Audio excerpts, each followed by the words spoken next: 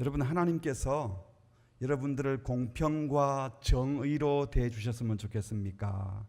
아니면 여러분을 긍휼과 자비로 대해주셨으면 좋겠습니까? 뭐 잘못한 게 많으세요? 예. 사실 이 긍휼 베품과 정의를 시행하는 것은 반대되는 개념이 아닙니다.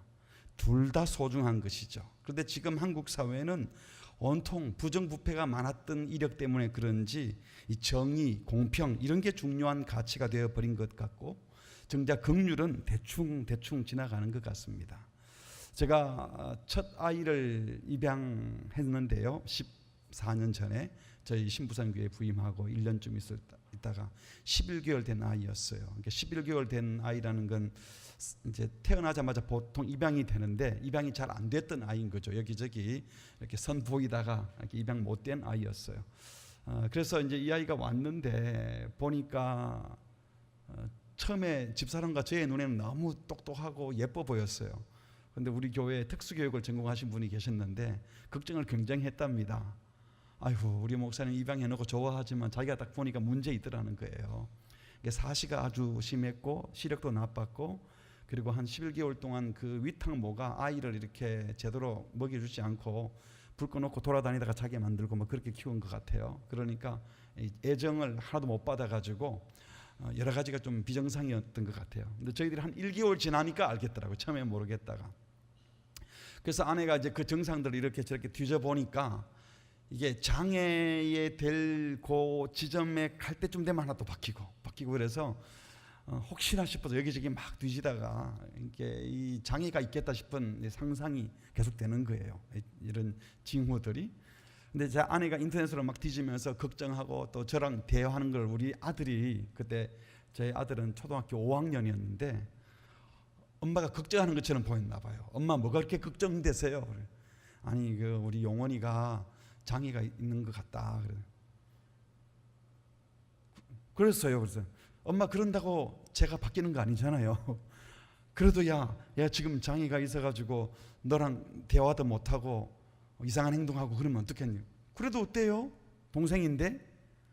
근데 그때 그 아이의 천진난만하게 그런데 왜요? 동생인데? 그 말에 제가 쿵 하는 마음을 먹었습니다. 저는 입양한다고 입양을 해놓고도 입양한 그 아이가 똑똑하게 잘 자라고 제 마음속에 목사가 입양한 아이가 잘 자라가지고 또 목사가 되고 뭐 세계 곳곳에 가서 복음을 증거하고 그래서 나중에 관정도 하고 이런 혼자 상상을 했던 겁니다.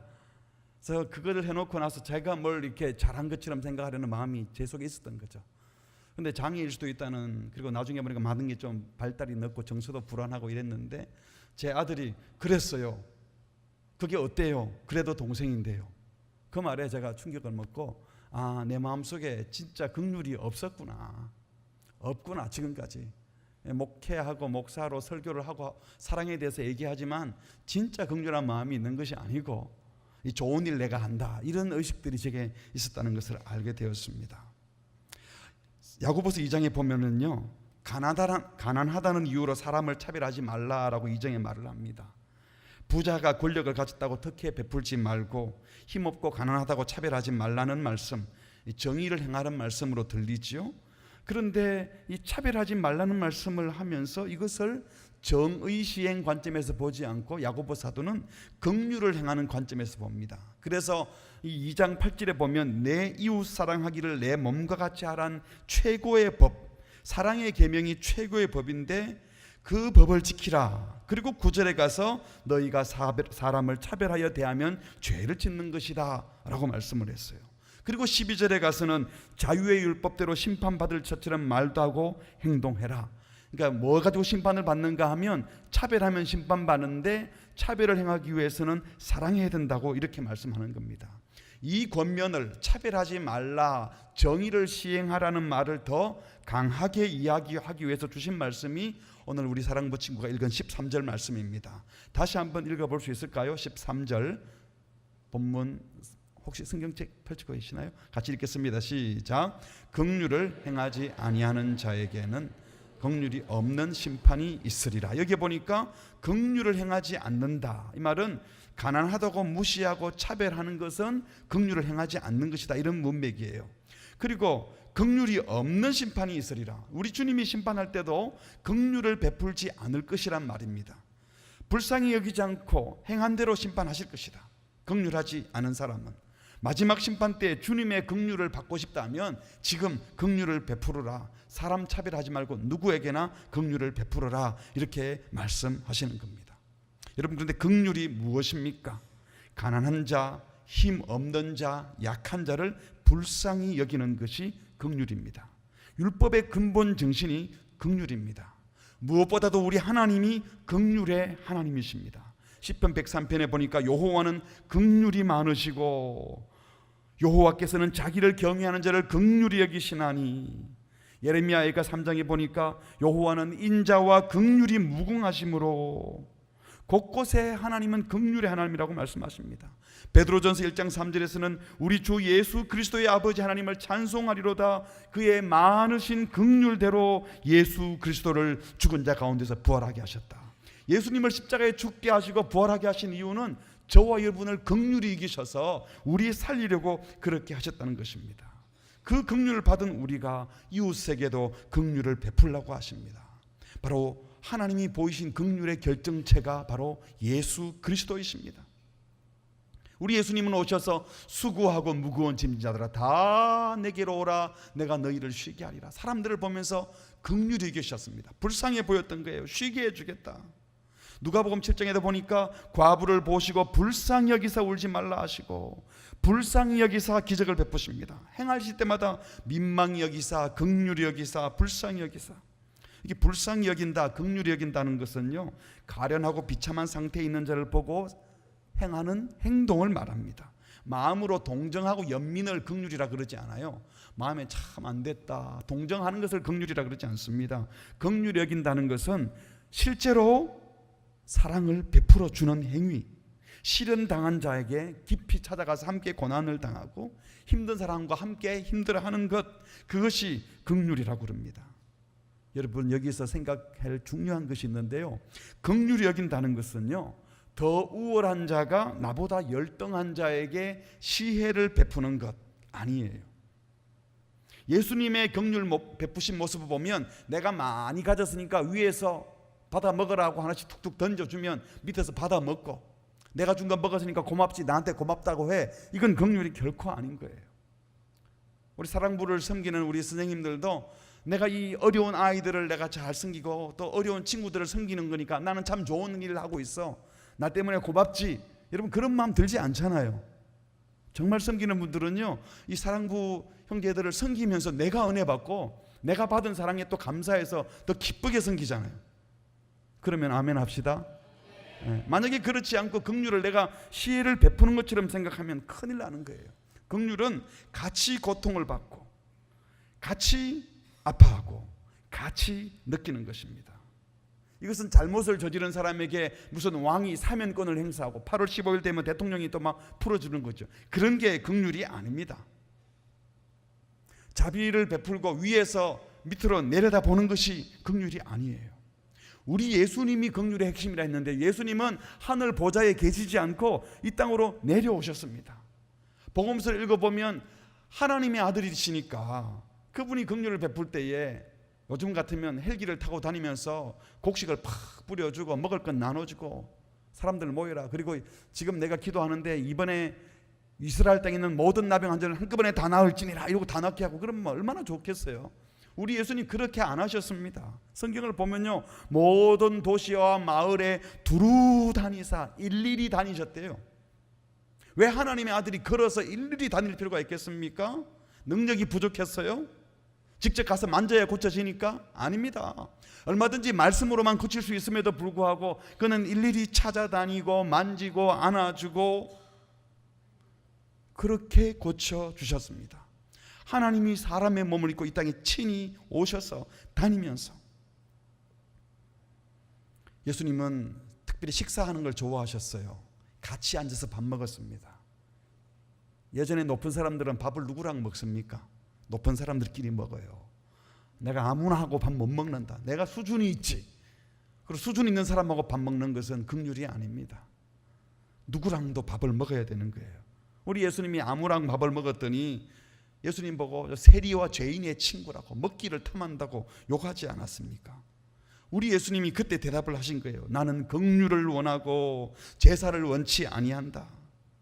나는 죄인을 부르러 왔다라고 말씀하셨습니다. 예수님은 모든 죄인들이 바로 영적으로 병든 자임을 아셨기 때문에 그들을 고치러 찾아오신 분이셨습니다. 세상에서는 죄인을 다루기 위해서 어떻게 합니까? 죄 지은 사람이 있으면 어떻게 합니까? 경찰이 잡고 검사가 고발하고 판사가 유죄니 무죄니 판별해서 감옥에 넣고 벌금 때리고 그러잖아요. 우리 예수님이 보실 때 그들에게는 그런 검사 판사가 필요하지 않았습니다. 환자기 때문에 긍휼을 베푸는 영혼의 의사가 필요했습니다. 물론 검사가 죄인을 앉혀놓고 얼마나 힘드세요? 아니, 나쁜 죄를 지었지만 살아갈 방법이 있을 겁니다. 제가 좀 도와드릴게요. 검사가 그러면 안 되죠. 웃어야 되는데 검사가 그러면 안 되잖아요. 마찬가지로 의사가 환자를 앉혀놓고 당신이 암에 걸린 건 당신 식생활 습관 때문이에요. 당신이 잘못한 거니까 당신이 아파야 됩니다. 당신이 다 책임져야 돼요. 당신이 잘못했으니까. 아파도 싸요. 당신은 사형선고입니다. 의사가 그러면 의사입니까? 그건 판사가 하는 거죠. 의사는 감싸줘야 되는 겁니다. 예수님은 지금 우리를 정죄하고 판단하는 검사나 판사로 오신 것이 아니고 긍휼이 필요한 죄인들에게 내가 긍휼을 원한다라고 말씀하시면서 그들과 함께 슬픔을 나누고 고통을 나누고 그들과 함께 있으면서 치료해주고 회복시켜주려고 오신 분인 줄 믿습니다. 그 일을 위해서 십자가에 죽으시기까지 우리에게 긍휼을 베풀어 주신 것입니다.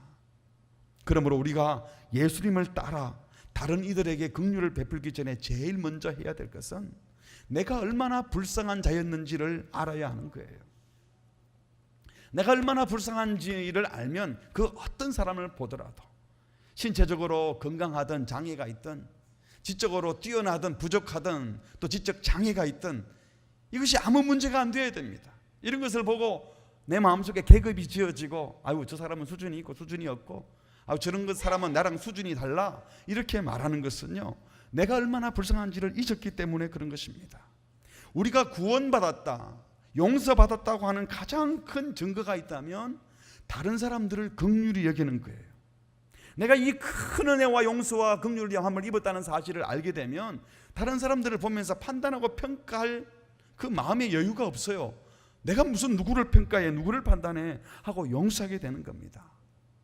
마태복음 18장에 보면 베드로가 예수님께 형제가 잘못하면 몇 번 용서해 줄까요? 그랬더니 7번 좀 하면 되겠습니까? 예수님 뭐라 그랬죠?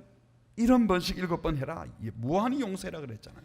그러면서 예수님이 비유를 하나 드렸어요. 마태복음 18장 23절입니다. 그러므로 천국은 그 종들과 결산하려 하던 어떤 임금과 같으니 결산할 때에 10,000달란트 빚진 자 하나를 데려오매 갚을 것이 없었다 그랬습니다. 데려왔다는 것은요 숨어오다가 발각이 된 거예요. 그래서 10,000달란트나 되는 빚을 졌다고 했는데요, 한 달란트는 6,000데나리온, 한 데나리온이 노동자의 하루 품삯입니다. 1년에 300일을 일할 경우에 노동자가 20년을 일해야 갚는 돈이 1달란트예요. 그러면 20년 일해야 1달란트를 갚으면 1만 달란트는 몇 년 일해야 갚을 수 있어요? 20만 년을 일을 해야 돼요. 온 가족이 달라붙어도 못 갚는 돈입니다. 당시 유대 전역에서 1년간 걷는 세금 전부 다 합쳐서 800달란트래. 1년 동안 나라 전체의 세금이 800달란트인데 한 사람이 1만 달란트를 빚을 졌대요. 절대로 못 갚는 빚이에요.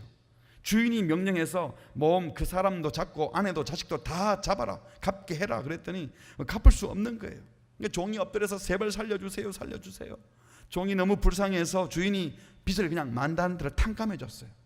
이 종이 나가다가 그런데 아우 살았다 10,000달란트 탕감받았다. 그런데 누구를 하나 만났어요. 얼마 빚진 사람? 100데나리온 빚진 사람. 오늘날로 하면 100데나리온은요 500만 원 정도 됩니다. 500만 원 큽니까 적습니까? 크죠. 엄청 커요. 500만 원은 크지만 이 1만 달란트를 돈으로 계산하면 약 3조 원입니다. 계산이 안 되죠. 그런 돈 가져본 적이 없으니까.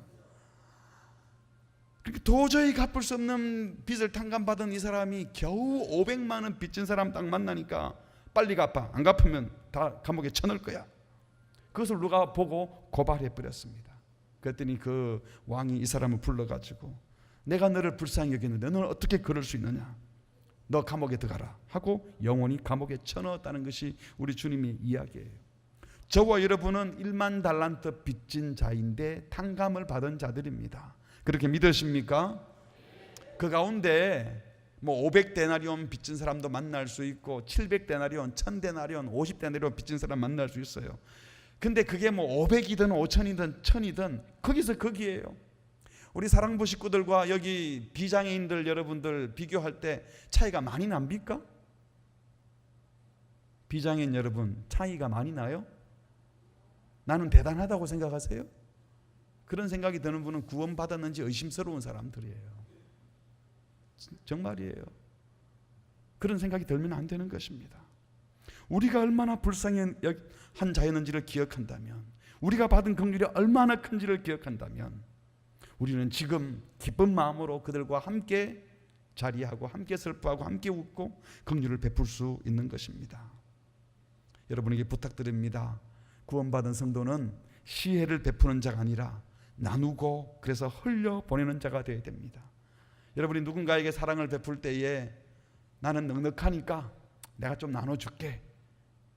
여러분 기마이 서는 마음으로, 일본 말로 내가 한턱 쏜다, 뭐 내가 많이 가졌으니까 그런 마음으로 하지 마시고, 이 원래 내 거 아닌데 하나님이 주신 건데 나눠야죠. 그러고 나누고 나서는 절대로 뭘 한 것처럼, 대단히 한 것처럼 뻐기는 일이 없어야 되는 겁니다. 사랑하는 성도 여러분, 성도가 행해야 될 긍휼은 내가 많이 가졌기에 베푸는 긍휼이 아니라 나 같은 사람에게 베풀어 주셨던 그 은총과 긍휼에 감사해서 기쁜 마음으로 나누는 것입니다. 저를 한번 따라합시다. 시혜를 베푸는 자가 아니라 나누고 흘려보내는 자가 되겠습니다. 누가 고맙다 그러면 그거 원래 제 거 아니었어. 저 누군가가 준 거였어요. 저도 사실은 성도님들이 저한테 이렇게 사례 말고도 봉투를 주시는 적이 있잖아요. 그러면 그 돈 가지고도 누구를 주는데 그걸 이렇게 맨날 그러진 않습니다만 가끔 그러는데요. 그걸 이렇게 주면 뭐 너무 고마워하고 제가 준 것처럼 생각해요. 그러면 제가 너무 황당한 거예요. 사실 제가 주는 것도 아니고 그냥 이렇게 흘려보내는 거거든요. 또 어떤 경우는 정말 어떤 성도가 찾아와서 목사님 이거 좋은데 좀 써주세요 그래요. 목사님 쓰지 말고 딴 사람 주세요 그러 주는 것도 있어요. 절대로 내가 줬다고 말하지 말고 주세요 그래요. 자기가 줬다고 말하지 말고. 그러면 할 수 없이도 제가 준 것처럼 주잖아요. 근데 사람들은 누구한테 고맙다 그러겠어요? 저한테. 하나님 보실 때는 삥땅 안 치고 잘하고 있네 이 정도인데 그분들은 제가 주는 걸 알아요. 사실 우리가요 누군가를 돕고 긍휼을 베푸는 것은 다 그런 겁니다. 어차피 다 하나님이 어떤 방식으로 준 거예요. 내가 일을 해서 벌어도 그 건강 주신 분이 하나님이신 줄 믿습니다. 일할 환경을 주신 분도 하나님이십니다. 믿습니까? 그렇다면 그 내 주문에서 나가도 내게 아니에요. 그게